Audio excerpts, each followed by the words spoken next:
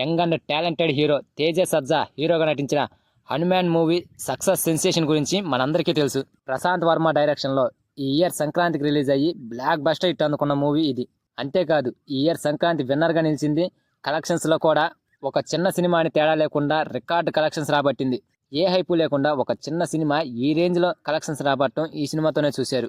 ఇకపోతే ఈ సినిమా మొత్తంలో గూస్ బంప్స్ వచ్చే సీన్స్ చాలానే ఉన్నాయి. వీటన్నిటికన్నా విపరీతంగా ఆకట్టుకుంది మాత్రం ఈ సినిమా క్లైమాక్స్లో హనుమంతుని చూపించడం, ప్రశాంత్ వర్మ టేకింగ్ ఆడియన్స్ ని అబ్బురపరిచింది. అయితే సినిమాని చూస్తున్నంతసేపు హనుమాన్ని మధ్యలో చూపించారు, కానీ క్లారిటీగా అయితే చూపించలేదు.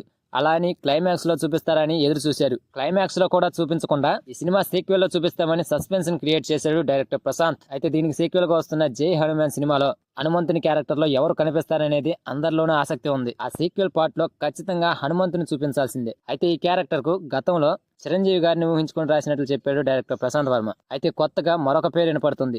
ఆయన కొడుకు రామ్ చరణ్ గారు ఈ హనుమంతుని క్యారెక్టర్ కి కరెక్ట్ గా సూట్ అవుతారని ఈ సినిమా ప్రొడ్యూసర్ లో ఒకరైన చైతన్య రెడ్డి గారు తెలిపారు. ఫైనల్ గా హనుమంతుని క్యారెక్టర్ లో ఆయన్నే ఫిక్స్ చేస్తున్నట్లుగా అనుకుంటున్నారని తెలుస్తుంది. ఫ్రెండ్స్, నాకైతే హనుమంతుని క్యారెక్టర్ లో రామ్ చరణ్ గారు ఓకే. మరి మీకు రామ్ చరణ్ గారు ఈ క్యారెక్టర్ కి సెట్ అవుతాడా లేదా అనేది మీకేమనిపిస్తుందో కామెంట్ సెక్షన్ లో కామెంట్ చేయండి ఫ్రెండ్స్. సో ఫైనల్లీ హనుమంతునిగా ఒక స్టార్ హీరోని ఫిక్స్ చేసేశారు. మరి చివరగా షూటింగ్ టైంలో ఆయన్ని కరెక్ట్ గా సెట్ చేస్తారా లేకపోతే ఇంకెవరినైనా తీసుకుంటారా లేదా చూడాలి.